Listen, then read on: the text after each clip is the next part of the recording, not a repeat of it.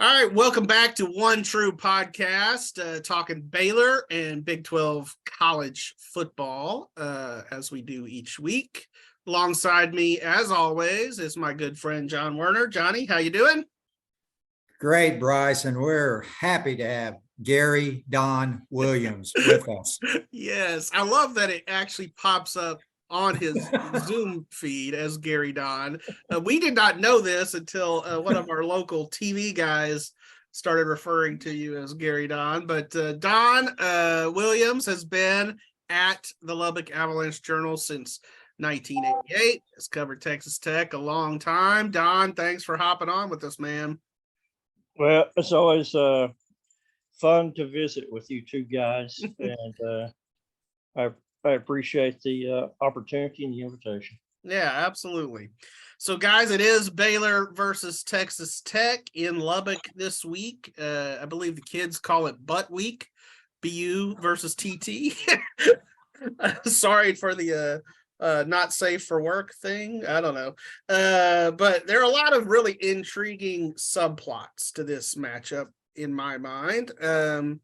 It historically is one of the most competitive series in the Big 12. How could it really be much more competitive? They've played 80 times. Baylor's won 40. Tech's won 39. They've tied once. Both teams this year have identical records as they try to push toward bowl eligibility. Both are 4-3 overall, 2-2 in the Big 12. And then, of course, this is a storyline that will get much play. It's Joey McGuire going up against his old team, the place that he coached at Baylor, and his old boss in Dave Aranda. So with that in mind, are you guys expecting a down to the wire kind of game? And who do you think wins it? Don, I'll start with you. I think down to the wire game, I would say there's probably a good chance of that. Yeah. I could actually see this, not to sound like a homer here, I could actually see this, though, Texas Tech, winning this game and maybe pulling away. I do think the two teams are pretty evenly matched, but you have that factor of it's a night game in Jones Stadium, which because of television controlling kickoff start times, you don't have a whole lot of those anymore. So people are always fired up anytime they have a big game, good opponent, likely close game coming to Jones Stadium to play on Saturday night. On top of that, you add that Patrick Mahomes is going to be back here on Saturday. They are inducting him into the Texas Tech Athletics Hall of Fame, and they also are inducting him into the more exclusive Texas Tech Football Ring of Honor. Yes. And unveiling his name on the stadium. There are fewer than 10 former Texas Tech football players in the Ring of Honor, which they just started it in the past decade. It was kind of Kirby Hokut's idea after he got here. So you consider a game against a rival, evenly matched teams, Saturday night in Jones Stadium, Patrick Mahomes back in town. There's a whole lot of elements that the fans are really going to be into this one. And so if Tech does some good stuff early, and if Baylor commits fumbles, throws a couple of interceptions, that sort of thing, I could see it kind of steamrolling in Tech's direction. Like I say, I would probably pick Baylor if this game were in Waco. I think that's how close the teams are. But with all the elements that really are going to have the fans here juiced on Saturday night, I think I'm picking Tech in this one. Yeah, Johnny, what do you say? Yeah, I like all those factors Don mentioned. I mean, it seems like just everything's kind of going against Baylor on the road with Patrick Mahomes coming, night game, Joey McGuire. I mean, that's a lot of intangibles.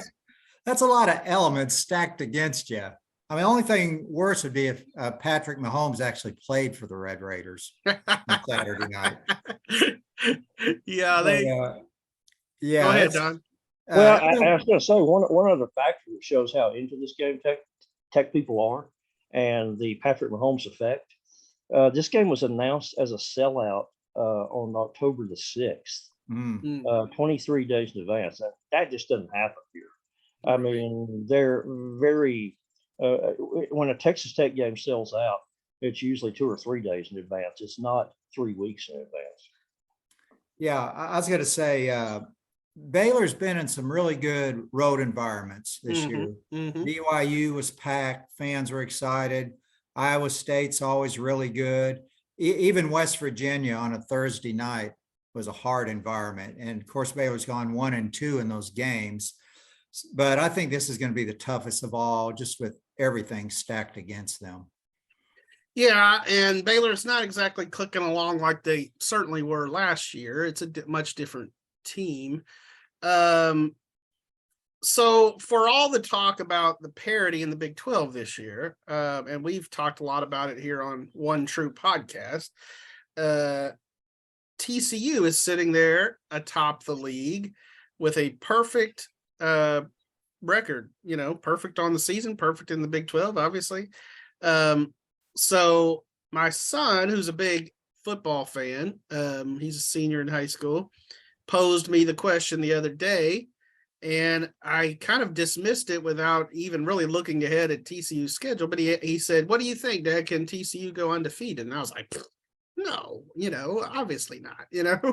Nobody goes undefeated in the Big 12, not, even the really good Oklahoma teams. So I'm asking it to you, what do you guys think? Can TCU run the table? They've been kind of the story, other than maybe Kansas, of the Big 12. Brice, I don't think it's going to happen, but I'm looking at their schedule here, and it's really a fairly favorable schedule. I mean, they got road games at West Virginia and Texas, and their home games are against and Baylor, and their home games are against Tech and Iowa State. So I'm going to say it's not impossible, though I think it's probably unlikely. I mean, they've pulled out some close games this year. Offense has been great. Their defense has made some pretty big plays when they needed them. I'm going to say unlikely, but not completely out of the question. Don? I'm going to agree with both of you guys. If you look at TCU versus any of those opponents individually, can TCU win? Sure, yeah, absolutely. Heck, with the teams that John named off there, TCU might be favored in all of those remaining games, except for, I don't know, maybe Texas. They play Texas and Austin. Yeah. Maybe that one. So, yeah, I think they're capable. Do I expect them to? No. Kind of like Brice said, nobody goes undefeated in this conference. I think TCU is good. I think, obviously, offensive skill position personnel, with Quentin Johnston and with Kendre Miller. Kendre Miller just destroyed Tech out here in Lubbock last year, by the way. And I've always been a big believer in Max Duggan. He's made some back-breaking plays against the Red Raiders also. I've always liked him as a quarterback just because he's such a dangerous runner.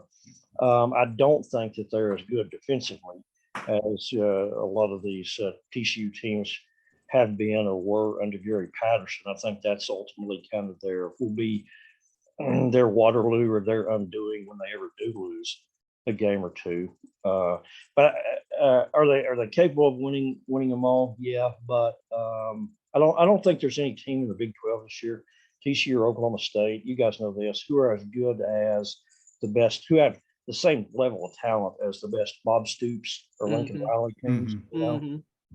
So I think they'll lose at some point. Yeah, I agree. I do think the intriguing factor of TCU going to Austin and facing Gary Patterson, who's on that staff there at Texas, that probably will give the Longhorns maybe a little bit of insight into the Frogs and a little extra element to that, much like the Baylor-Tech deal. Let's circle back to that because I kind of threw a curveball there by going a little bit out of order. But so both of you guys have gotten to know Joey McGuire a little bit. John, he was here for several years at Baylor, and now obviously, Don's covering him out in Lubbock. To me, it feels like the perfect marriage, right? You have this Texas bred guy who has all kinds of connections in Texas high school football. He won at a really high level there. And he was really eager to be a college coach in this state. He was up for the Baylor job when Dave Aranda got it. So what do you guys think? Is it a home run hire for the Red Raiders? Well, it's been a really good hire for the Red Raiders so far, Brice, on a whole bunch of levels. One, I think, and I'll try to go through these quickly, but he almost immediately upgraded the recruiting. He started, he had 20 commitments back in, I want to say April. I remember at the time that he got his 20th, I looked on, the Rivals 24/7 recruiting lists, and there's no other team in the FBS in the country that had more than 11. Literally had twice as many commitments in April. Had a class nearly full in April. Twice as many commitments as anybody.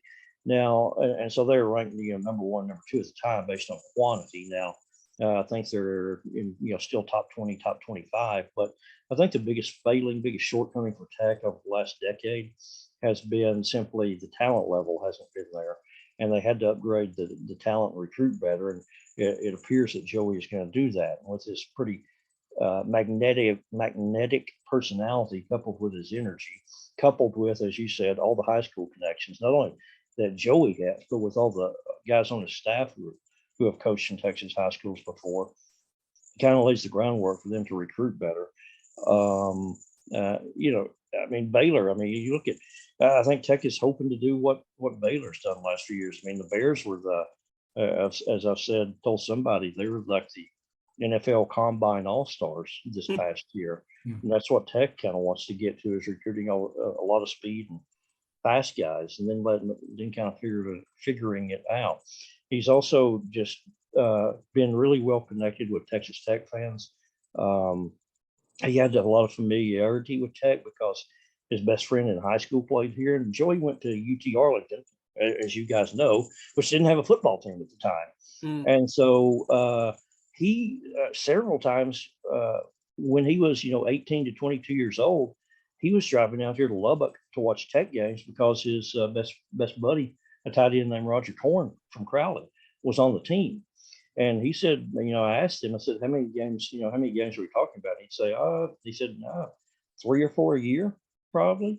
So he was very familiar with Lubbock and Texas Tech and Jones Stadium atmosphere and all those things. And, then he comes in and, the very first thing he does, literally the very first thing he does when they introduce him at his press conference is, and this seemed kind of hokey and silly at the time, but he led the people in the Raider Power chant. It was pretty ubiquitous here at Tech, whether it's a football game, basketball game, baseball game, when things are going well or when they need to get going.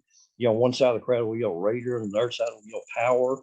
And Joey leads these people in the Raider Power the very first, the very first rattle out of the box. That's the first thing he does. And that kind of gets you off to a good start. And he's never really stumbled since then in terms of just an overwhelming amount of support and goodwill. People really love this guy, have really loved this guy from the jump.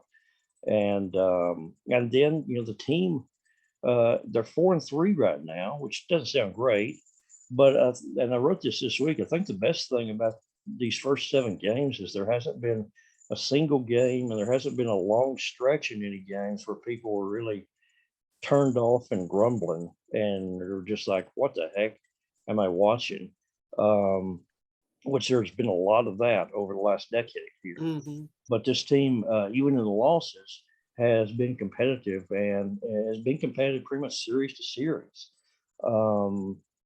Just not hardly any stretches of bad football.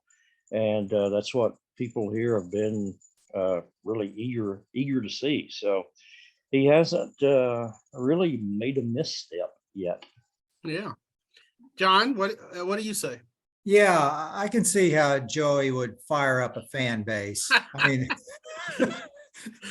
mean, you kind of get fired up just interviewing him. He's so, optimistic and outgoing. Boy, players just love him. I mean, I interviewed Matt Jones this week for a feature. He's from Odessa Permian, and he called Joey, he's like a second father. I mean, players just really gravitate to him. And I could see why their recruiting has gone so well. He knows all the coaches in the state. The guy, to me, he fits at Tech. Maybe this is going a little too far. I'm going to say like Spike, had the high school coaching in Texas background.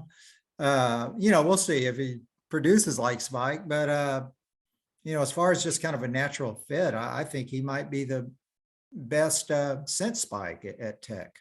And Don, you referenced the Raider power beginning, and I do feel like maybe regionally, nationally, people might look at Joey and go, oh, is this guy for real with all the let's go? I mean, that's his thing. Let's go.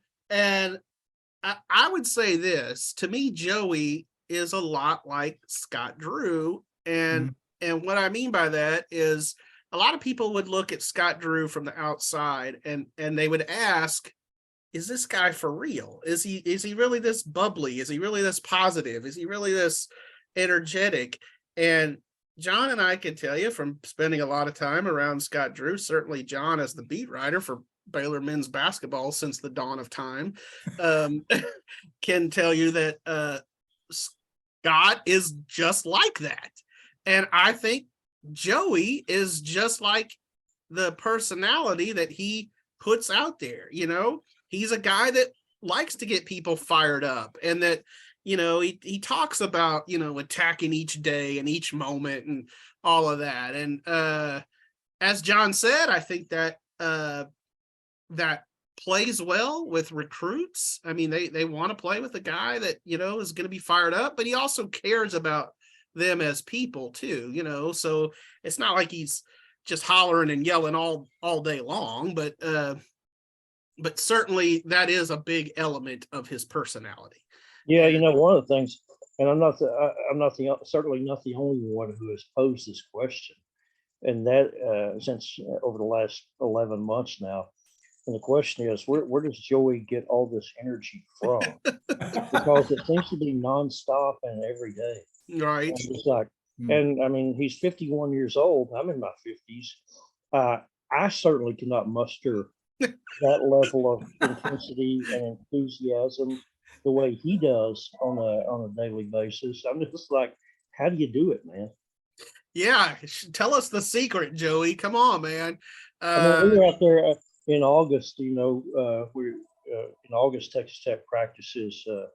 They would practice in the mornings, and so we would go out there and practice at 9 a.m. or something, or about 9 a.m., something like that. There was one morning, Joey, he walked over near me on the sidelines, and he said something complimentary to me. I don't remember exactly what, but I was like, I'm not as good as you. I was like, and I said, Joey, what time did you get up this morning, Joey? And I said, I just set my alarm and rolled out of bed and threw on some shorts and tennis shoes and came out here. I set my alarm at 8 o'clock. What time were you up here this morning? And he said 5. Yeah. I was like, see, there you go. Yeah. Yeah. You got me by 3 hours. Cut from a different cloth, those guys. Well, Don mentioned the obviously the big night that's coming there in Lubbock with honoring Patrick Mahomes and inducting him into that Texas Tech Ring of Honor. So, Don, you've covered this team a long time. Does Mahomes, and you sort of referenced this earlier with just how quick the game sold out, but does he kind of carry the same sway that among the younger generations of Red Raider fans that maybe guys like Donnie Anderson and, Gabe Rivera and those kind of guys held for the previous generations? And what do you expect this buzz to be like? To answer your question, the first question, emphatically, yes. Yeah. Absolutely. Patrick Mahomes carries the kind of cachet and buzz and sway with the with a younger generation of Texas Tech fans. Absolutely. Mm-hmm. But even I think with Tech fans my age or older, I mean, you're talking about the most arguably most famous football player on the planet over the last 5 years, other than maybe Tom Brady. I mean, look at everything Patrick's done. I mean, Super Bowl MVP, NFL Player of the Year, 4 Pro Bowls, and this is what his 6th season, I think. So he's just hit the ground. And the thing to me is Patrick was really good as a college football player, but I've said this a few times. He was immediately better in the NFL than he ever was at Tech, which is amazing to think of. And of course, I think part of it is he landed in just a perfect situation for him, where he was able to come in there and sit behind Alex Smith for 1 year and just learn without having the pressure, and B, then once it was his job, he was surrounded by so much skill position talent that it made it so much easier for him to really excel and stand out. And then Patrick is also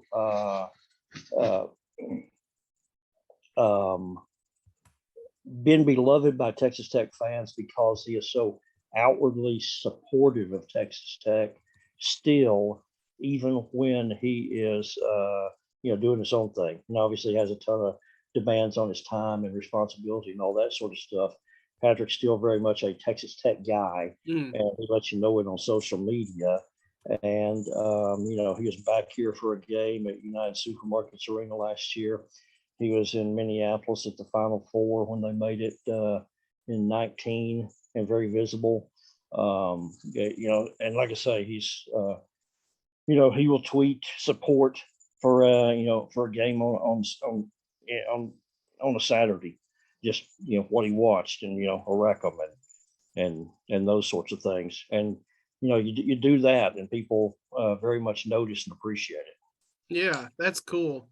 And it is, to me, it's really cool. I haven't looked at the Chiefs schedule. Are they on a bye this week, or? They are. Yeah, that's why they're able to get him here. Yeah, it's cool that they could do this, in season, obviously, and you mentioned it. I mean, he is sort of at the height of his powers right now in terms, he's one of the biggest football players in the world, right in the prime of his career. So yeah, it should be a lot of fun, I would say, on Saturday, certainly for the Texas Tech fans. I would say this, if he got called into duty, let's say he still had some eligibility for Tech, and Baylor pulled Robert Griffin III out on the field, Tech's going to have that advantage because, Patrick's been playing, Robert's been up in the booth, I mean, he hasn't been on the field in a while. So I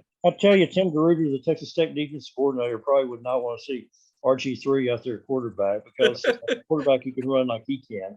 It's a defense coordinator's nightmare. Right. Should be a lot of fun, don't you think, John? Yeah, I want to ask Don a very important question before we leave. Okay, Tech was at the Liberty Bowl last year. I'm pretty sure you made Rendezvous, Charlie Virgo's Rendezvous restaurant. Yeah, we did. Yeah. Okay, so me and Brice's hashtag in the last few weeks has been Rendezvous with Destiny. Baylor has not been to the Liberty Bowl, and we're kind of being selfish. Yeah. We're being selfish, and we're thinking of ourselves and wanting some ribs. Well, that's interesting, because Texas Tech had never been to the Liberty Bowl. That was the very first Liberty Bowl that Texas Tech had ever played in, and which we thought was kind of I didn't realize that about Baylor, but well, actually, that they were there in the 80s. Okay, a long time ago.